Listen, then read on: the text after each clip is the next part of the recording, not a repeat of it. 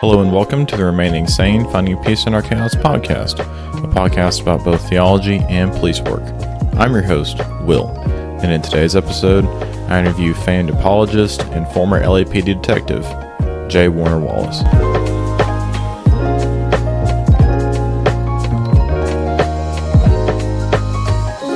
Mr. Wallace, how are you today?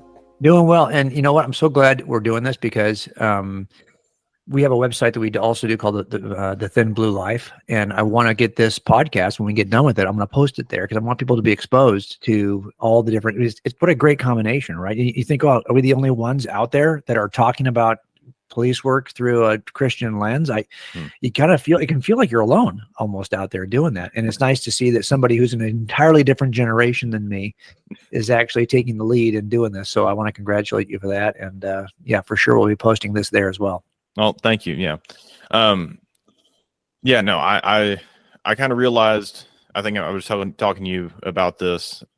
Police work does have some Christian elements behind it, right? Like there is an overarching sense of doing good and protecting the public that are inherently Christian values. Absolutely. And so you can derive those values like in a total vacuum, right? The classic example of finding quote unquote goodness from a total vacuum that doesn't have Christ is Confucius. But stepping away from that, you do find the sense of having guardians or soldiers in different societies. But looking at the work that you do through a Christological lens, I think it's very important. I think that it helps keep you, now how this podcast, it helps you remain sane in your work so that you don't become just jaded and nihilistic.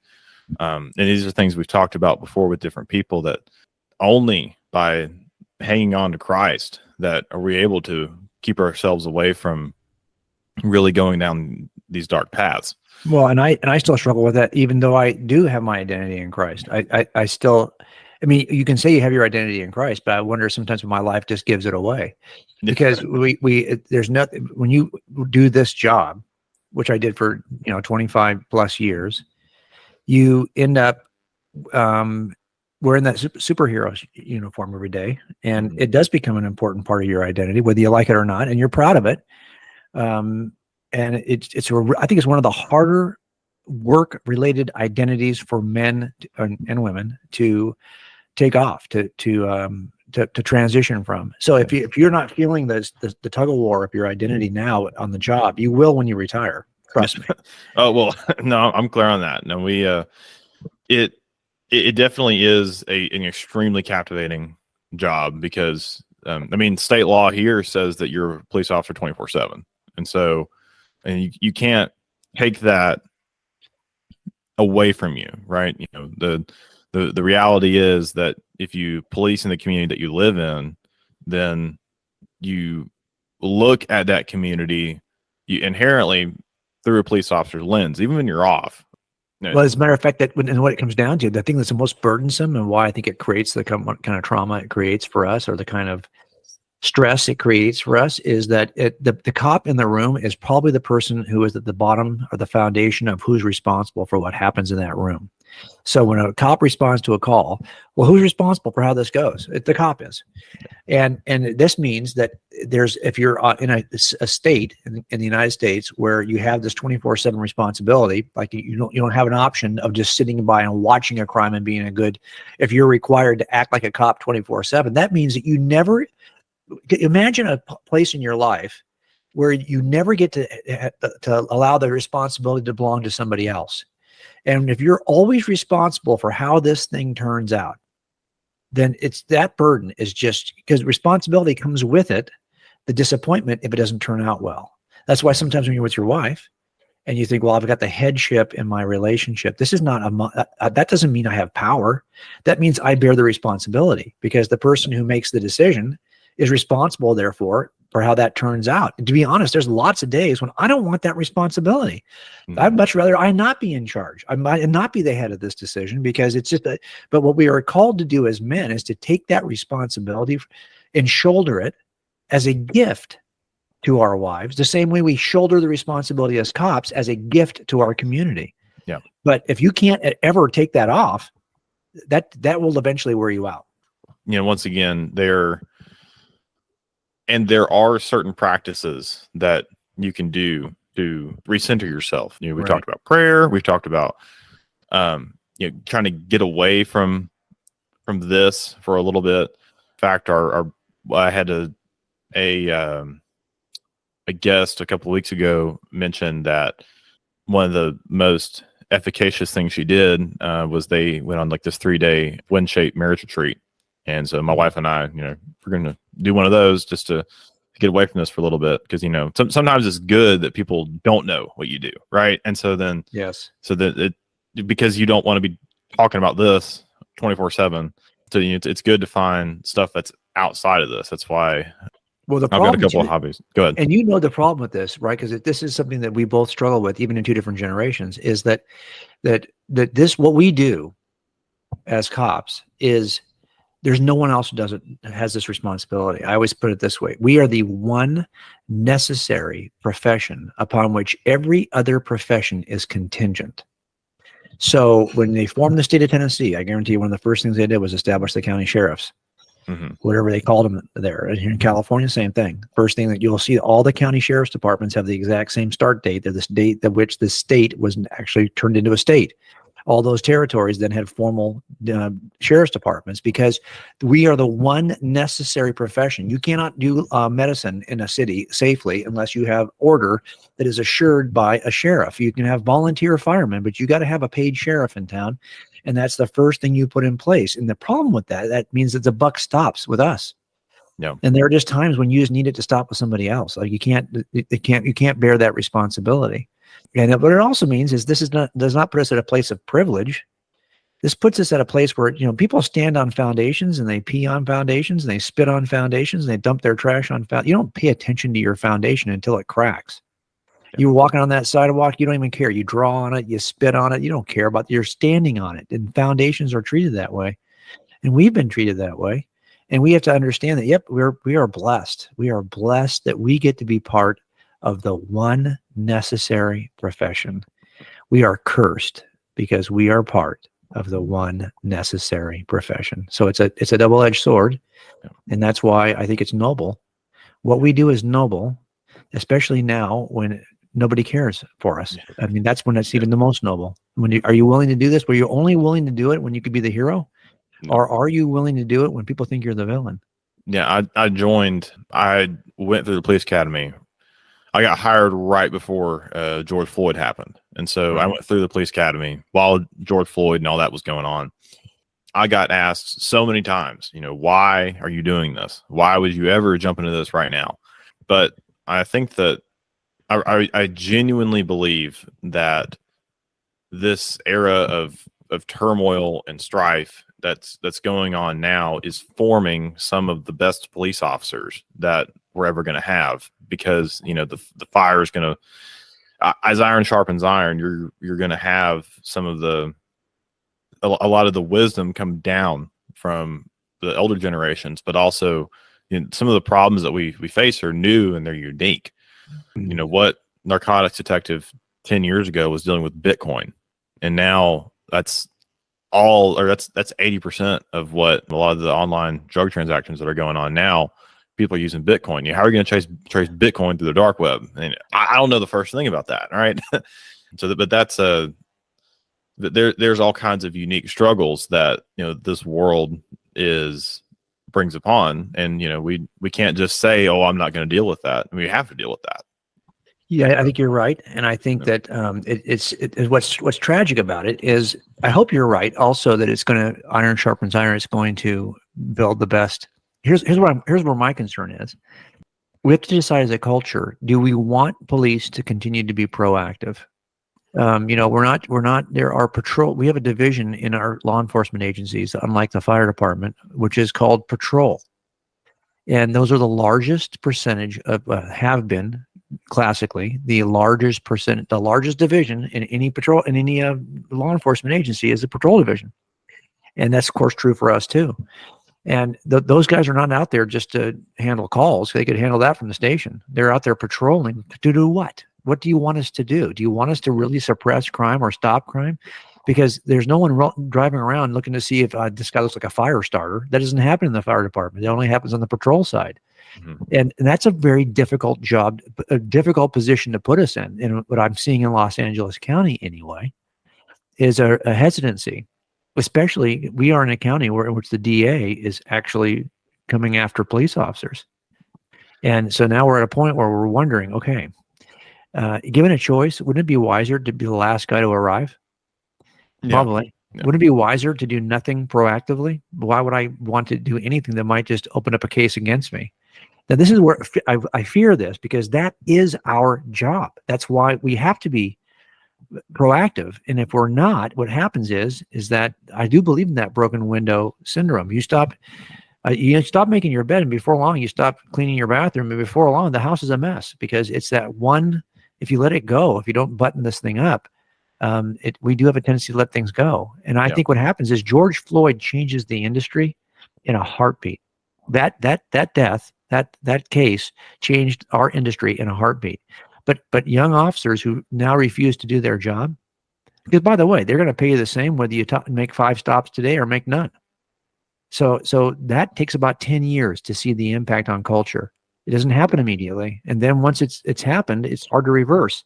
Yeah. So I want to be optimistic. I think the only way out is what your podcast is all about. The only way out is to stay in with a new worldview. Is to stay in with not relying on yourself, all the power you can muster, but instead to be your identity in Christ, to be driven by the Spirit of God. And that changes things. Yeah. Well, speaking about that, I have done a little bit of research as to your story, but I was wondering if you could tell us, how you found God, how you became interested in God, all that. If you could just give a brief background. Well, I was not raised in a Christian environment. My dad was a cop, and he's not a believer. And he was there for about 28 years before I came on. He retired the day I came out of the academy. So I was bummed I didn't get a chance to work with him. My son had about a 2-year overlap with me. So we've been there for 3 generations, the same name. I was about 35. My son, Jimmy, who's been on the job now about 12 years, he was about 7 or 8 when I first started looking at Christianity. I was 35 and was working as an investigator. I was already a senior investigator in my agency. And I had opened a number, it kind of looked at a number of different kinds of cases. A lot of the stuff we were doing was crimes of person stuff, like robbery stuff. Did a couple of homicides we got pulled in on. I was working on a surveillance team, and I wasn't interested in Christianity at all. Didn't know anybody. The few Christians I knew, I didn't really have a lot of respect for, if I'm honest with you. And I was openly not hostile.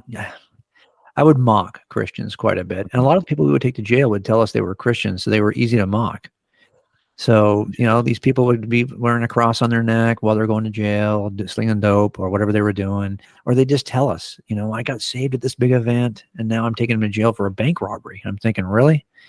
So I didn't have a lot of respect for them. But my wife, and I think as I look back at this, it was probably because when we were in a different city, we had put our kids in a daycare, or not daycare, but preschool.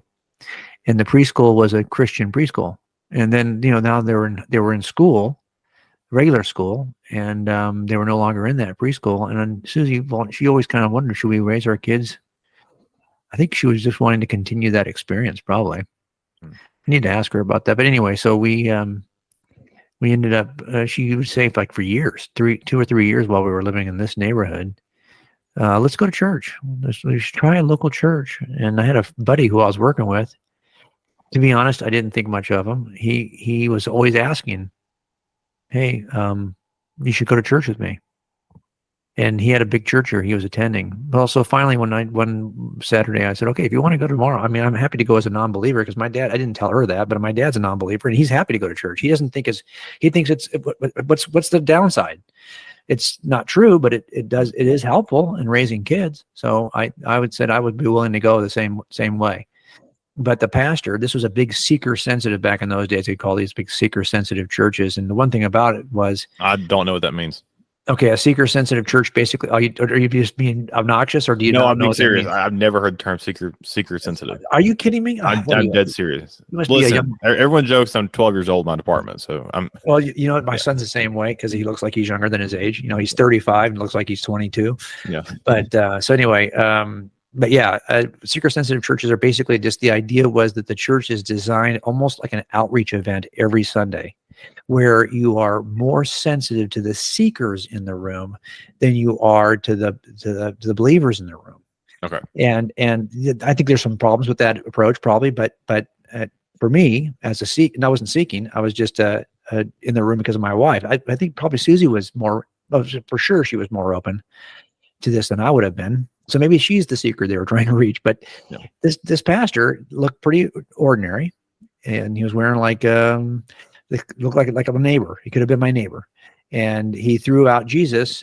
He said a bunch of stuff, but he was very cloaked and skilled in the way he said it, so it was not offensive to somebody like me. Yep. No Christianese, no heavy language. He wasn't preaching the gospel like a Baptist. He basically said that Jesus was a smart man, the smartest man the most important, smartest man who had ever lived in history. And I thought, That's pretty bold. That is bold. I thought actually at the time, this guy's an idiot, but it was gutsy. And I was always interested, like I'm even interested in fictional characters who could say wise things. I've got another book coming out next year, and in that book, I think a couple places quote movie characters who say this wise thing that reveals some well-known aspect of human nature. So it's a truism, but it's coming from fiction. It's from the mind of the author. So I'm thinking, who cares if Jesus is fiction? Whoever authored this fiction called Jesus might have some wisdom. So I bought a Bible. As a matter of fact, I'm doing this podcast with you. I'm in the room. Hang on a second. I'm going to unplug for just 1 second. I'm going to get this Bible out. No one can see this but you and me, but I want you to see it. Okay, I'm coming back to my podcast station here. You're good. And this is the Bible I bought. It's just a $6, $7 Pew Bible. I keep it in this leather thing here so you can see it. It's just a piece of junk Pew Bible. And I put tabs in it because I started doing a forensic statement analysis through some of these claims.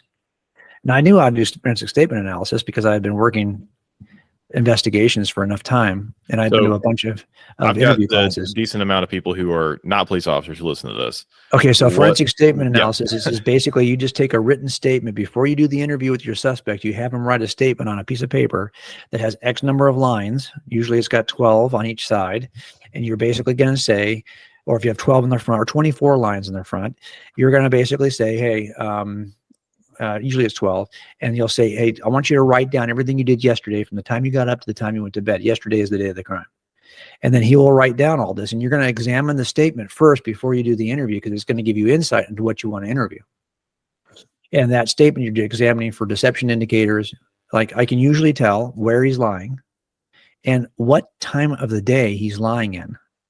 So, and you're looking at compression of time and expansion of time and use of pronouns, use of optional words, tenses, all kinds of all this stuff you look at in forensic statement analysis, which I've written about in some of my books. Mm-hmm. And I first did it on the Gospel of Mark, and you use different colors to look at time expansion or time compression or use of pronouns.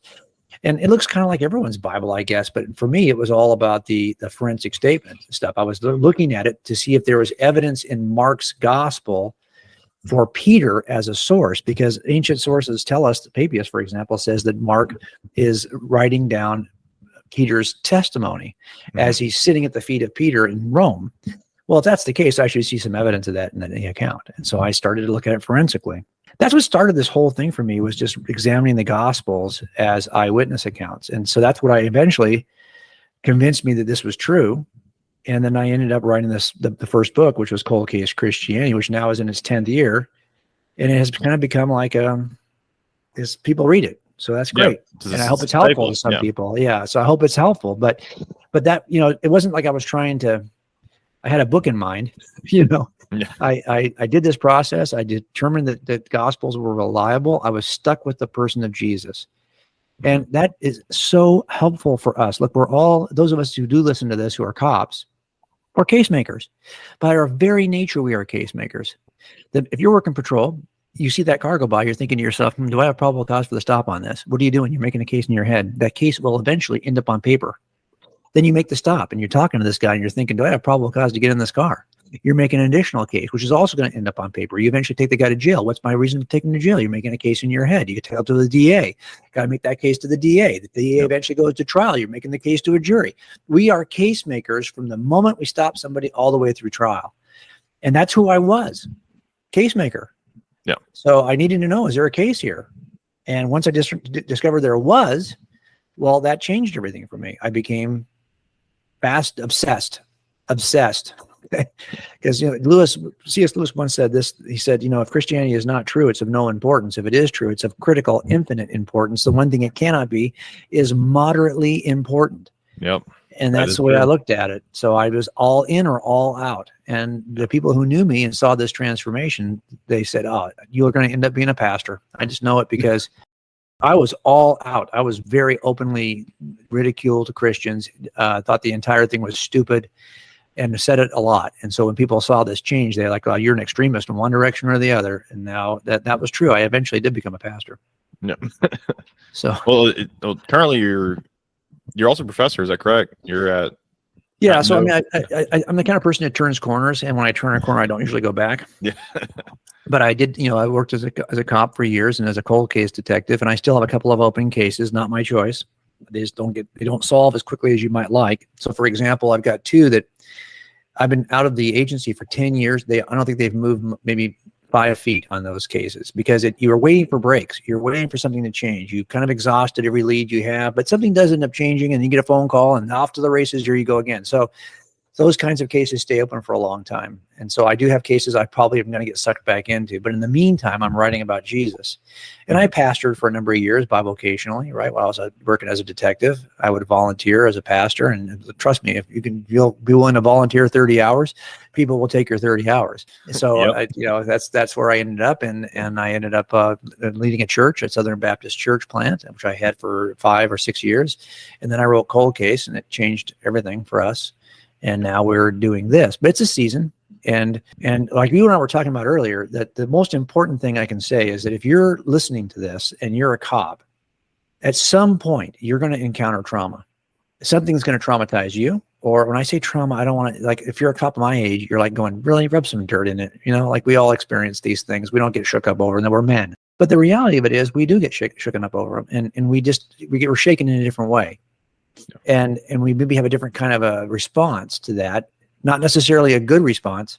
Mm-hmm. Often the kind of response we have is more destructive because we're eating our stress, eating our despair, eating our doubts. We're not expressing them in some way. Maybe the younger generations do a better job of that, actually. But you're going to encounter some form of something that is a gut punch that shakes you. And when that happens and you experience that gut punch, you have to figure out how to survive it. And one thing I've noticed about trauma, and I do a lot of this work now with officers, is that the definition of trauma is simply an event that shatters your prior perception of the world and yourself. So you hold a view of the world, like tactically sound officers don't get injured, don't get ambushed.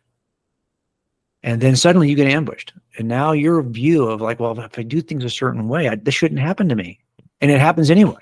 And then it starts to immediately impact the way you see yourself. Well, maybe I'm not a tactically sound officer. I always thought of myself that way. And so now you're having not only a challenge to your life experience, you're having a challenge to your identity. And what happens there is it drops you to your knees. And if you stay dropped at your knees and don't perform well anymore, we call that post-traumatic stress. Like you're now performing at a level and you're not flourishing the way you used to. You're now arguing with your wife more. Your whole life is starting to become unraveled. Now, if we can help you and you return to the level of performance you were at before the event, we call that resiliency. But when the officers come to me now, we've been volunteering as the lead chaplains at the Billy Graham Evangelistic Association Marriage Resiliency Retreat. Now we're in our 5th year. And what I've learned is that I want more for the officers who come up there than to get them back to resiliency. I want them now to perform at a level that's even higher than they performed at before the traumatic event. And that is called post-traumatic growth. And how do you get there? Well, the secular studies have already identified what works and what doesn't work. And what they've identified as working is something that secularists call meaning making.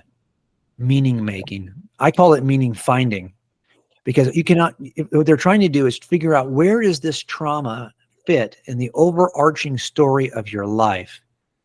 Like, what good could come out of it if you saw it, and how it fits into the structure of your life? Well, nothing does a better job of this than the Christian worldview, but you cannot make that up. I mean, I could make some meaning, just like invent some purpose for my life, and then try to figure out how this fits in that purpose. But if there is an objective, transcendent meaning to life, then you can't make that up. You got to find it. You got to figure out what is the meaning of life. And that's what happens here with us as officers, is that this is why identity is so important. Almost every traumatic event that you experience in your life will have some impact on how you see yourself, your identity. So you want to start to pick identities that don't change, because every change in identity usually accompanies some form of trauma or some form of struggle or challenge. And that's why an identity in a transcendent worldview is, you're far more likely to suffer through challenges without suffering, because you're going to end up, your identity is never, I'm in Christ, and no matter what happens to me tomorrow, I'm still in Christ. Now, what you can do, and you've seen this too probably, is that if you have a false view of who God is, you can still struggle. So, for example, I've known Christians who are like, oh, if I'm an obedient Christian who does all this, checks all the boxes, and I'm doing all my spiritual disciplines, and I go to church regular and I volunteer, obedient Christians are blessed by God. If that's your view of God, and then suddenly something happens to you, well, now your worldview has been shattered. And you might think, well, am I not an obedient Christian? Or is God not good? If your worldview is a good God blesses obedient Christians, then you're like in the book of Job, where Job is asking, why are you doing this to me, God? And his friends are going, well, you must not be as good a Christian or a good a believer as you thought you were. There's the problem. So I think for a lot of us in this profession, we're trying to figure out, like, where is our identity? And then how do we lock onto that and do our jobs with that identity? Well, I've got multiple notes on what you just said. The first one being that responding to traumas at the very beginning, a lot of police officers, especially the older generation, you said, has this problem, quote unquote, with, man, to shake it off, right? That shouldn't bother you. Well, that's one of the previous episodes with Dr. Justin Barnard. We talked about nihilism. We went all up and down nihilism, and he said that one of the responses to nihilism that people have given, that's not a Christian understanding of the world, is this understanding of the Stoicism. And basically what that is that life is rough, you should deal with it. Well, the great criticism of that is that there are some things in life that are so rough that they should affect you, and it is wrong if they don't affect you. And so when I was, I want to say about a year and some change into being a police officer, very, very long story short, I had somebody out of the blue, out of nowhere. He had told me that he was a victim in a pretty heinous crime.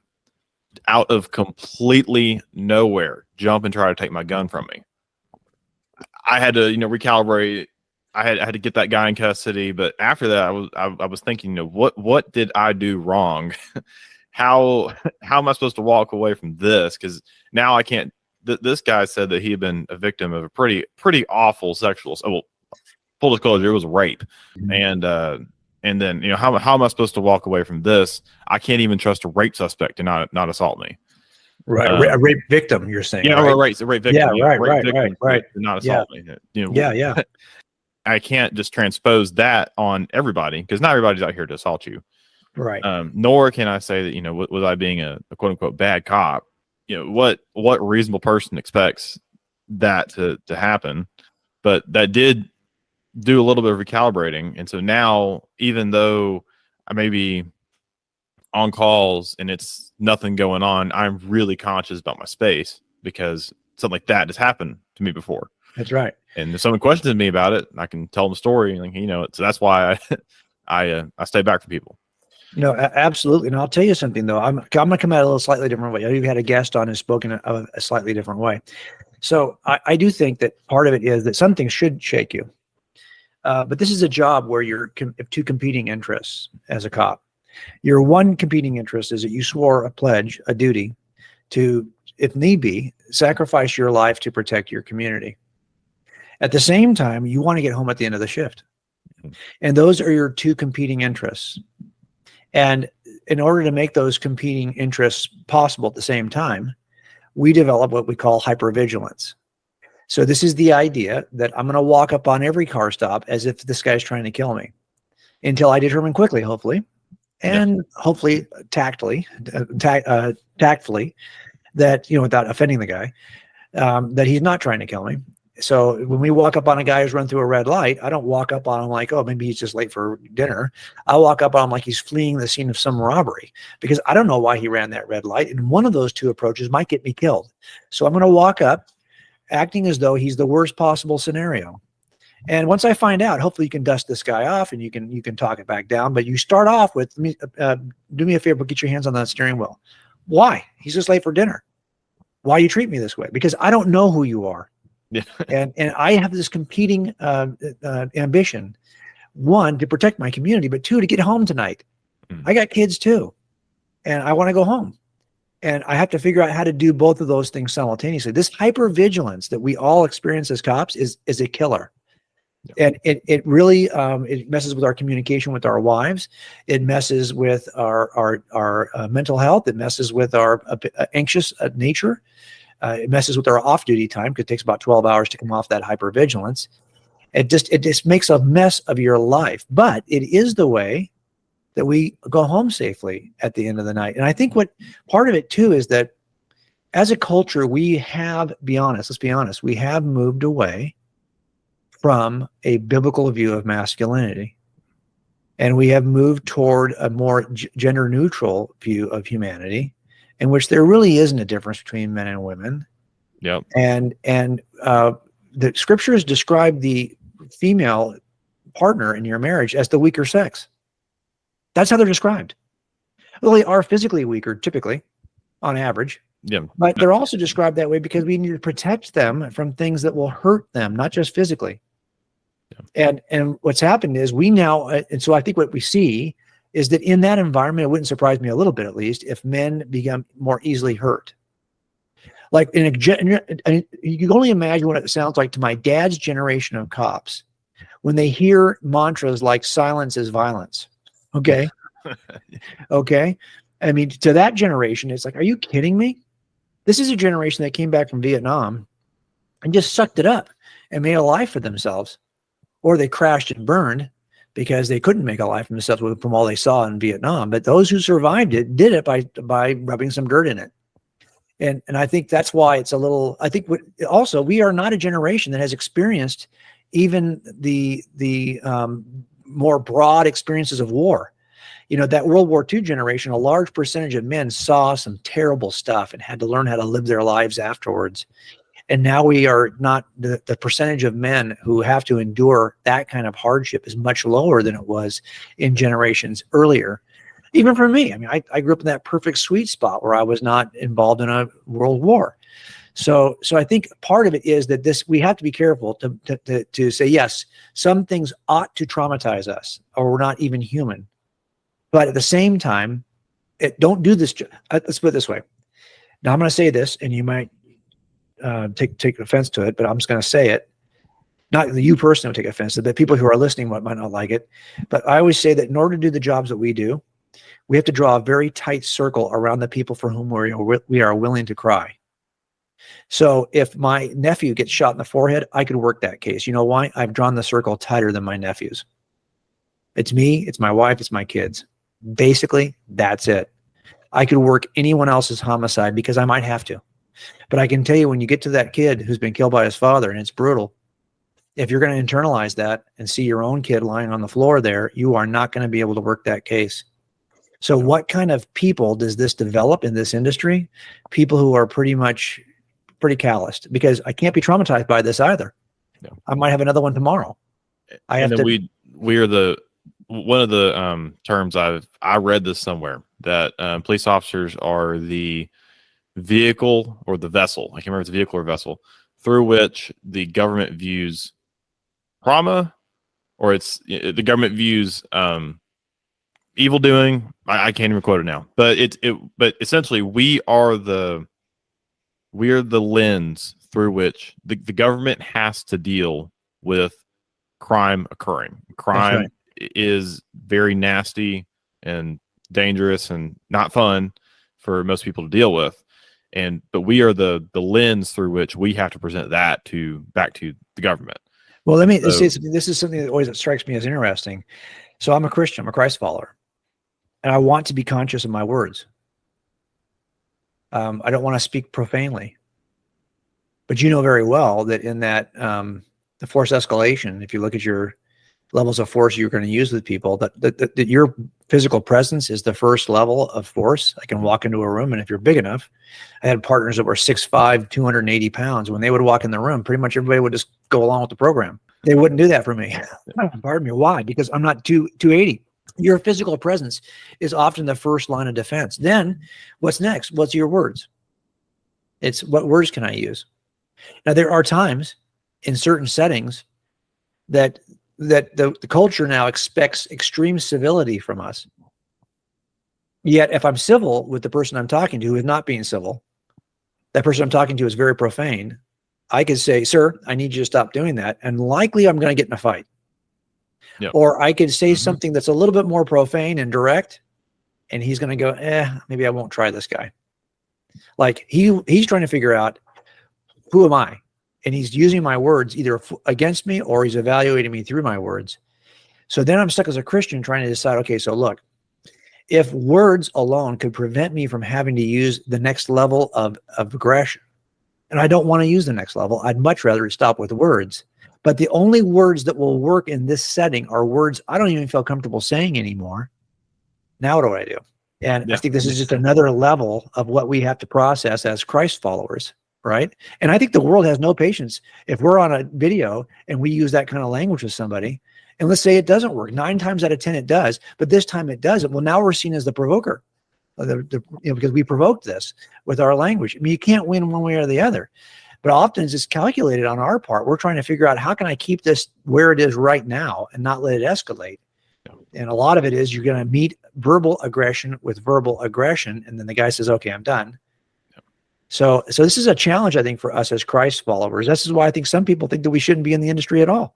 And and we're not operating in a vacuum. This is one of the reasons why I want to do this job, is to actually interact with the world. I've talked about this before. All my family's academics. They all work in classrooms and offices, and that's needed work. I want to stress that it's needed work, but I really wanted to get out in the world. And one of the consequences of that is that your actions matter. You can't just take them back. And so, if I say something super offensive to somebody, like if I say something really racist to somebody, I can't take that back. But I'm probably gonna get fired. But right. And I'm not going to do that. But the consequences are that you consistently have to bat 1,000 when you're out there dealing with the world. You just can't do that. We're not God. We can't be perfect. But that's another thing that I wanted to point out with you. One of the things that you mentioned is that if we have a flawed view of God, then when bad things happen to us, or when we encounter trauma, then we start either doubting God, or we block it out, and we just don't know how to deal with it. This is something that I've been reading about a lot recently. So I'm working on doing a full-length podcast with somebody. We're going to talk about theodicy. Theodicy is basically how can God be a good God if there exists brutal suffering in the world? And I don't want to get to the answer to that, because I've got to really, I think I've read a couple of books, and I've talked to some people, and we're not gonna be able to 100% put our nail on the head on the answer to that. But one of the aspects of that is that we we can't engage in theistic humanism. And so theistic humanism is basically a belief that God himself is a human. God took on flesh when he came, when the second person of the Trinity, Jesus, came down to earth.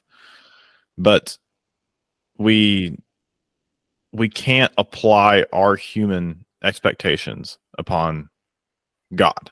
I thoroughly believe that one of the good things about a lot of the medieval era scholars is they understood that there was a lot of mystery in the world, and so a lot of these things are mysterious, and so we don't know why something happened, but it did happen. What we have to hold on to is that we, as police officers interacting with the world, and especially as Christians, we are contributing to Christ's greater story, knowing that he's coming back, he will redeem the world. And as we're here doing good things, we are in a very minuscule, but with our lives contributing to that greater Christian story that began, since the dawn of time, was carried through the Jews. When Christ came, it was emancipated to all the Gentiles, and we continue to contribute that daily. Yeah, absolutely. I think part of this too is that if we have a Christian world, this is why, for me, it was so important to determine if Christianity was true. It's two things, I think, especially for your generation. Is Christianity true, and is it good? Two different questions. And I think both need to be answered, and got slightly different answers. So part of this is us trying to figure out, does it offer anything that is useful?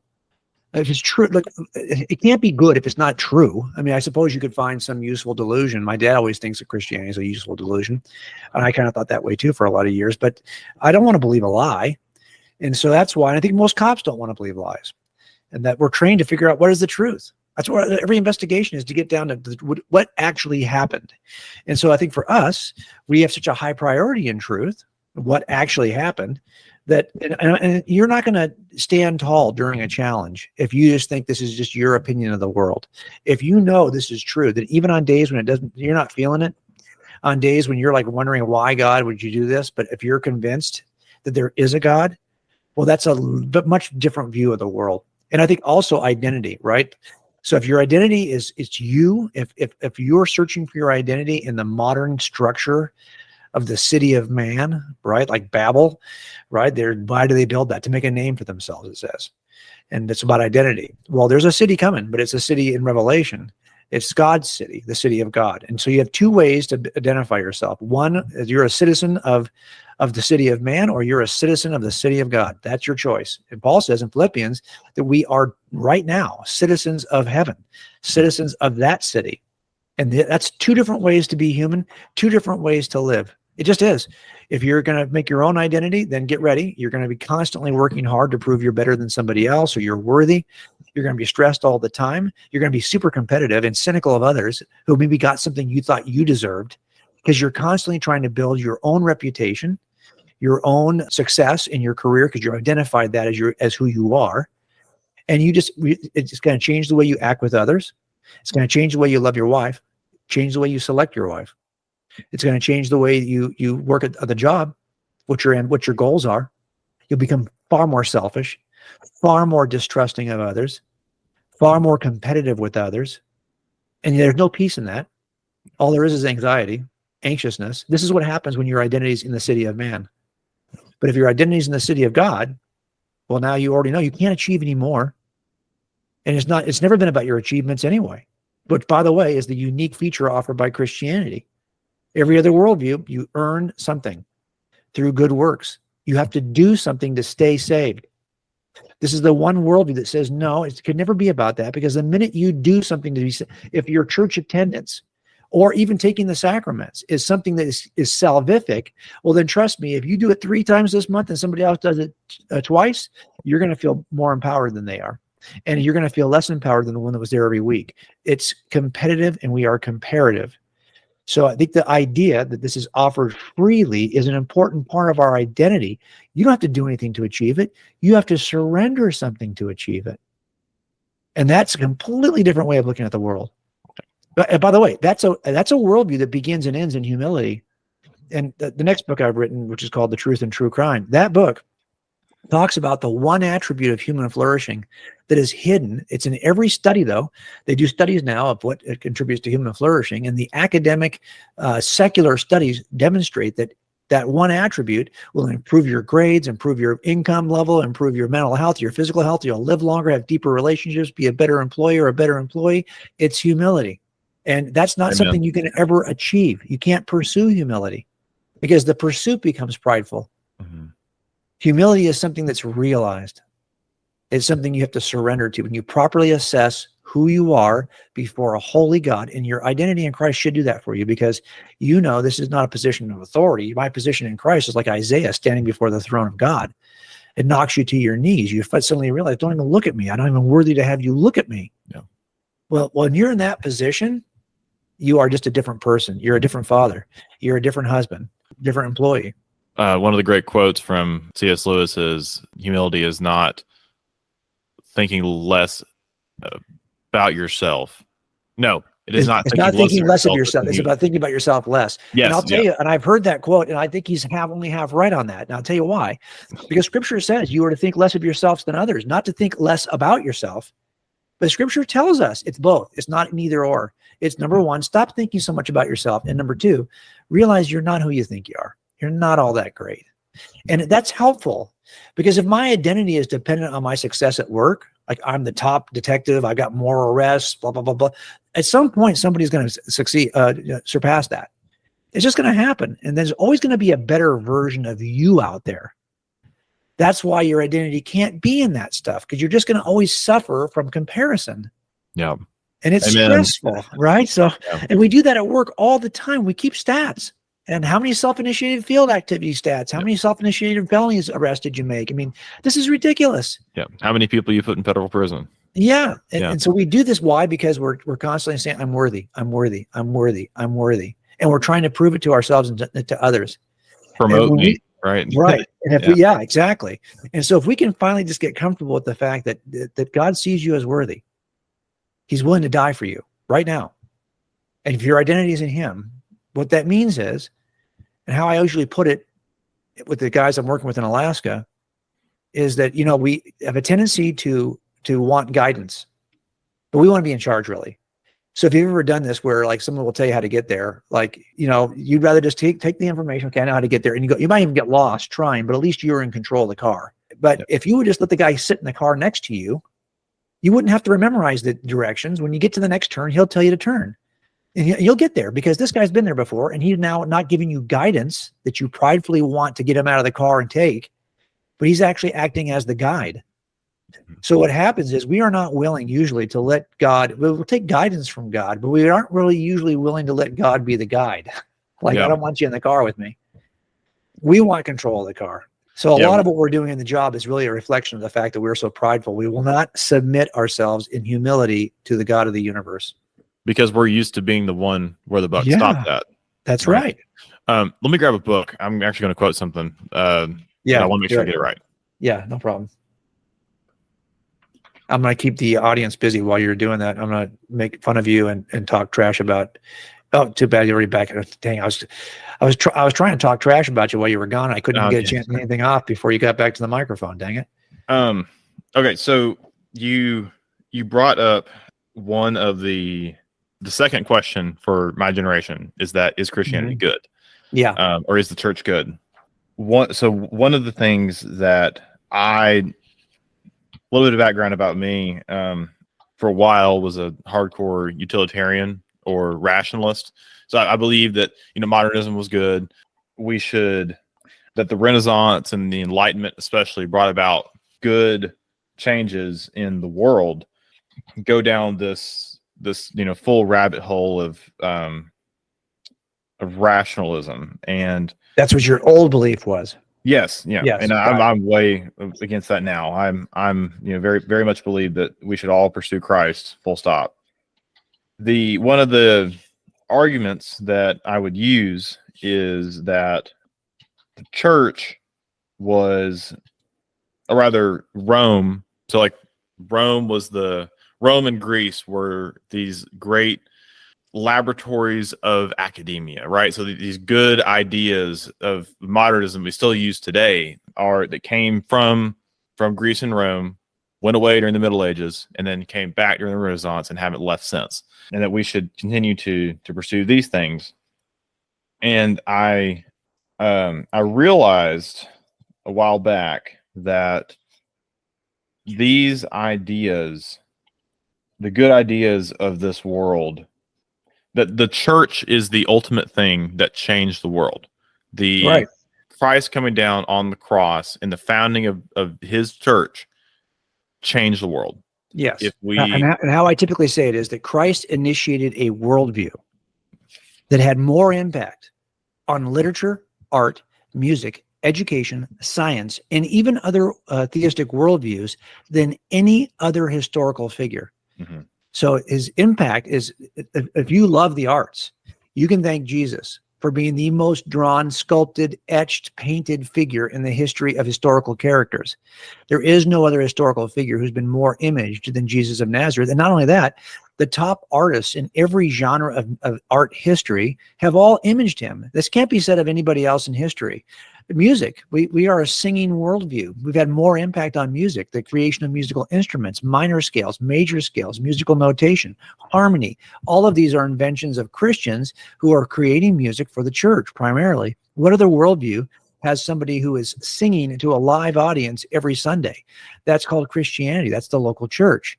So it's not just the arts, though. All the scientists in the scientific revolution dominantly were Christ followers, because Jesus introduces a worldview that opened up the sciences. And I wrote a book on this called Person of Interest. And in there, I give you 7 igniters, 7 reasons why the Christian worldview ignited the sciences.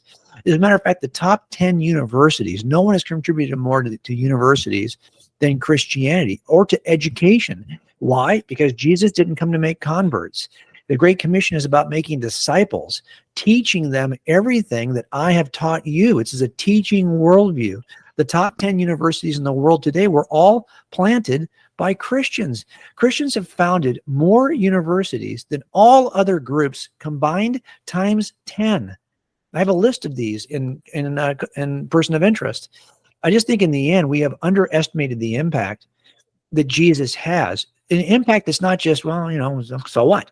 Well, it turns out everything that you think is beautiful, everything you think is good, art, literature, music, science, education, those are all grounded as you know them today by Jesus of Nazareth and his followers, given that worldview that he established. So I wrote that book not to show, do I think it's evidence of God, of Christianity being true? Yeah, I do. I'll tell you why. You can't imagine a fictional character in the history of fictional characters that has impacted literature, art, music, education, science, and world religions like Jesus of Nazareth. And if you can't imagine there's a fictional character out there, it's a reasonable inference that Jesus is something other than a fictional character. But I don't think you can imagine another real human who's had the impact on the things that I used to love as an atheist, literature, art, music, education, science, and world religions. No one has had an impact like Jesus. So it's reasonable to infer that he's not a human. In other words, of the 3 options, man, myth, or Messiah, only the third best explains the impact that Jesus had on culture. So I think that his impact is an evidence of sorts. It's part of the cumulative case for Christianity. But more importantly, if nothing else, it's evidence that Christianity still matters, that Jesus still matters, because the things that matter to non-believers are all Jesus dependent. So I think in the end, that's why I think that we have to be able to make it. If anyone's going to make this case, it's going to be case makers. So if you're a cop listening to this, or you're a detective listening to this, why is it we are so much, it's so much easier. I don't know what your sports team is. I mean, is it the Titans? Are you a Tennessee fan, or? No, I'm originally from Georgia, so I'm Georgia all the way for all my stuff. But so you're like a Falcons fan? Is that what you are? Well, okay, so come on now. I'm not NFL. I'm only really college football. So college football. Okay, so yeah, we're in the South. So well, that's why you're saying that now, because you got the world champion, 2-time world champion Bulldogs. Okay, so the point is, I bet you can make a case, and most of us who are sports fans, especially as guys, especially as cops, we could talk about sports with anyone in the car. Anyone we're working with that night, we could talk for hours and make a decent case for why your team is better than their team. We're trash talking right now, and my phone is blowing up on fantasy football because today is the waiver day, right? So we're all talking trash. Well, why is it we are more passionate and more equipped to talk trash about football than we are to talk the truth about Christianity? We are. You know it. I know it. There are things that animate us, and they don't happen to be God usually. They happen to be the idols that we have here on planet Earth, one of which is our sports teams. So I just think in the end, that stuff's not going to make your day any easier as a cop, that your sports affiliations are not going to change your life. But if you have your identity in Christ, your shift will be different tomorrow.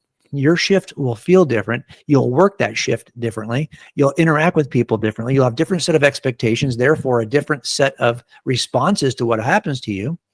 Everything changes once you change your identity. Christianity is the ultimate great worldview. It is the, so as I was looking for this quote, I found another really good one, compares some of the historical worldviews, and that is, so you just went on about how the physical, how we can see today how Jesus is the great person who changed the world. One of the things that I didn't really know this, because I don't think we do a good job teaching it in today's worldview, or in today's world. The church creates a new world. It creates a new way to look at the world. And so what I mean by that is that a lot of people, as I was saying, with Greece and Rome, would say that the East was completely different from the West. In the West is where we had democracy, freedom, X, Y, and Z. And these great ideas that built the West grew up here, and then these ideas didn't exist in the East. Well, kind of. The issue is that in the West, before Christ, we had the same amount of ancestral worship. We had the same amount of, Pythagoras was a big reincarnation guy. He was all about how we would all become reincarnated. Well, that idea also exists in Hinduism. There was people that were trying to ascend from the world, trying to disconnect, like Buddha, like Siddhartha. These ideas about either disconnect from the world or that all the world's all connected, they existed in ancient times in both the East and the West. And Christianity is the thing that changes it. Oh, well, I'm not going to be able to find this quote here. No worries. Yeah. But one thing's for sure, there's nothing new under the sun. We know that. And there's not like we've got a set of new ideas. What the question is, which of these ideas is the best inference from evidence, and which of these ideas contributes? If it is true, it ought to contribute to human flourishing. Look, in the end, we are image bearers. We are image bearers of God, according to Christianity. Therefore, we ought to be able to find some evidence of this. And this is why, and that's why, look, does the Bible describe the world the way it really is? That's the question. Does it describe humans the way we really are? If it does, that's a good evidence to actually trust what it's saying. It could be authoritative. More importantly, does the Bible describe an event in the first century that really occurred? It's the resurrection. It all comes down to the resurrection. You could look at all the other abilities that the Christian worldview has to generate art or literature. You could say, what is the ability the Christian worldview has to describe evil, to address evil? In the end, if its description of the resurrection is not true, then none of this matters. It all comes down to one central claim. Did the resurrection occur? If so, there is a being out there known as Jesus that lived on both sides of that line we call death, and can tell us something about both sides. And that authoritative position he would hold would be the only one like it. So he would uniquely have a perspective that no other human teacher like Buddha or anyone else would have. Baha'u'llah, Muhammad, whoever you want to say. His view would be unique. And so we have to ask that question as case makers first. And this is why I even wrote a book about it, because that was a question I had to answer for me. Did this guy rise from the grave? If so, I'm going to listen to him. So in the end, that makes it simple. The other thing too, you and I both know cops like it simple. I like it simple. Yeah. I don't, if I have to investigate 40 claims, I'm going to be like overwhelmed by it. But it turns out you don't. You have to investigate one claim. Did Jesus rise from the grave? If so, that will change things. Now, it is harder, I will tell you, for you than it is for me. And here's why. You're raised in the Bible Belt. You were raised someplace where there were a large number of Christians who had a lot of traditions that came out of their church culture, that I always say it's easier for me to make a case for the truth to people who don't know Jesus than it is to people who think they do. The reality of it is that we have to kind of get back to what's true. And I want the most primitive version of what's true. I was ignorant of all church traditions. I couldn't tell you what denominations there were and what the differences were between these denominations. I didn't know one from the other. I never paid attention to it. Not my concern. I was unchurched, completely unchurched. I think that was an advantage for me because I didn't have to carry along with me some notion of Jesus that I held prior to meeting Jesus for the first time. And I think in the end, what our traditions sometimes do is they disable us. So I know we don't have a lot of time left on this, but I wanted to say that at least that one thing is that we have to take a fresh look with new eyes at the person of Jesus. And I would suggest all of you to hold every religious tradition at an arm's length. History is important and it informs our process for sure. At the same time, what's really important is, when I look at how should we behave as Christians, it's in there. It's in all the letters. It's also in the book of Acts. And as you're experiencing your life as a Christian, if you can't locate it somewhere in the New Testament or in the book of Acts, then start to reconfigure your life to live a life of surrendered life to Jesus that you would find in the book of Acts and in the New Testament. And you don't have to get caught up with traditions. So if you've had a bad experience with Baptists or with the Lutherans or with Methodists or whatever is your bad experiences with, I get it. That's not what we're asking you to join. We're asking you to take a fresh look at Jesus. Did he rise from the grave?